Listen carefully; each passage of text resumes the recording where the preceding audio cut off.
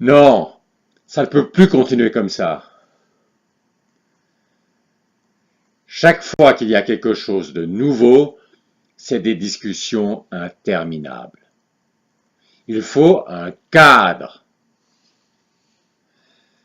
Mais non, c'est justement parce que je tiens tellement à notre relation que je veux la construire sur une base solide et durable pour qu'elle prospère. Mais il faut des règles rationnelles, efficientes. Alors c'est clair. Je décide et toi, tu obéis. Et pas juste tu obéis à ce que j'ai décidé aujourd'hui et quand je changerai mes décisions, tu me feras des histoires. Parce que là, on ne serait pas sorti de l'auberge.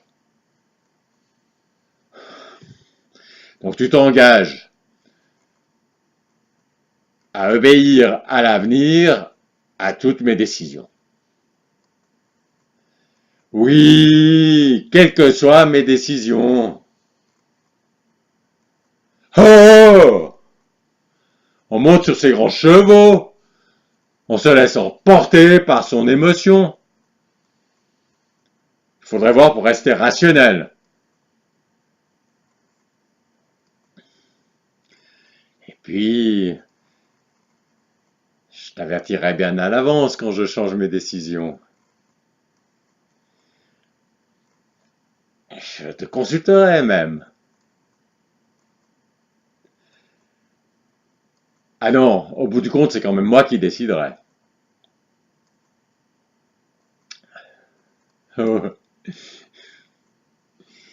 Et qui c'est qui jugera si tu as obéi à mes ordres? Ben moi, évidemment. Ok, ok. On va faire paritaire. Donc, un tribunal où tu seras un juge, je serai aussi, et puis comme il faut un nombre impair pour prendre des décisions, on choisira ensemble un troisième juge, donc complètement égalitaire.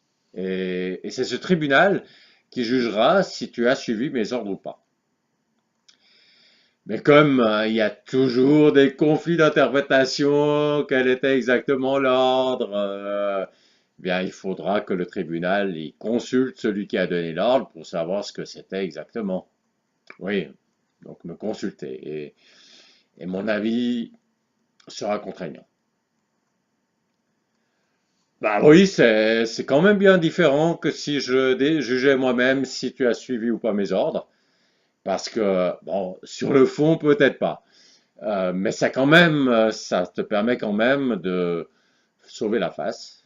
Et ça, c'est important.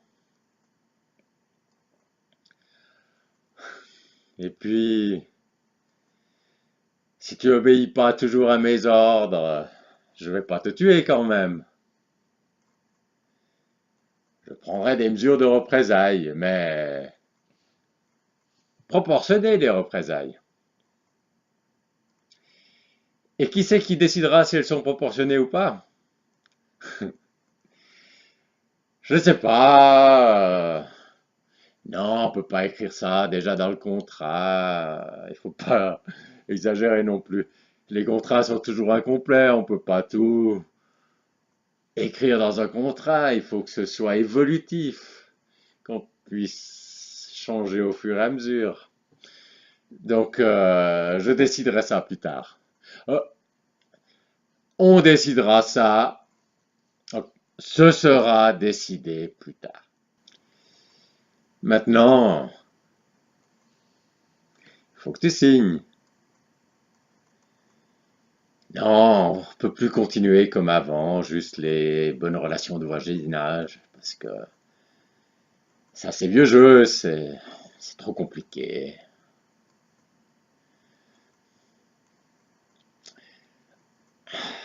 Écoute, on a suffisamment discutaillé sur le sujet, et puis ma patience, elle a quand même des limites.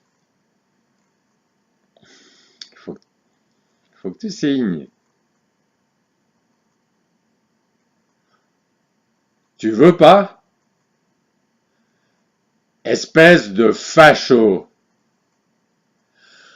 Maintenant tu signes immédiatement, sinon ça va barder. L'accord cadre institutionnel est un accord que l'Union européenne tente actuellement d'imposer à la Suisse et qui obligerait la Suisse à reprendre automatiquement l'évolution d'une large part du droit européen. Automatiquement, à quelques enfumages près, notamment en relation avec ce tribunal arbitral dont il est question dans le sketch.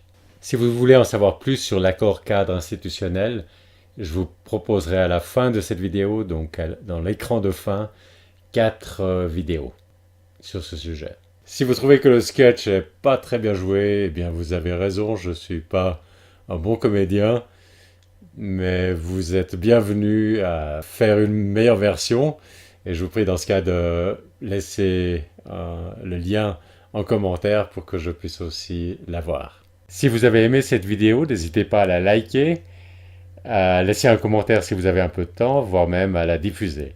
Merci. Pour défendre la démocratie directe en Suisse, rejoignez-nous sur Dcube.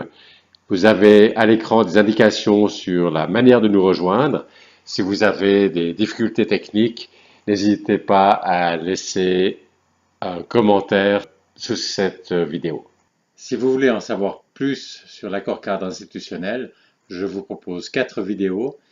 La première est très factuelle. La deuxième essaye d'extraire l'accord cadre de tout l'enfumage qu'il y a autour. La troisième aborde la question de qu'est-ce qui se passe si la Suisse refuse de signer cet accord cadre. Et la quatrième montre quelques exemples en quoi cet accord cadre n'est pas clair.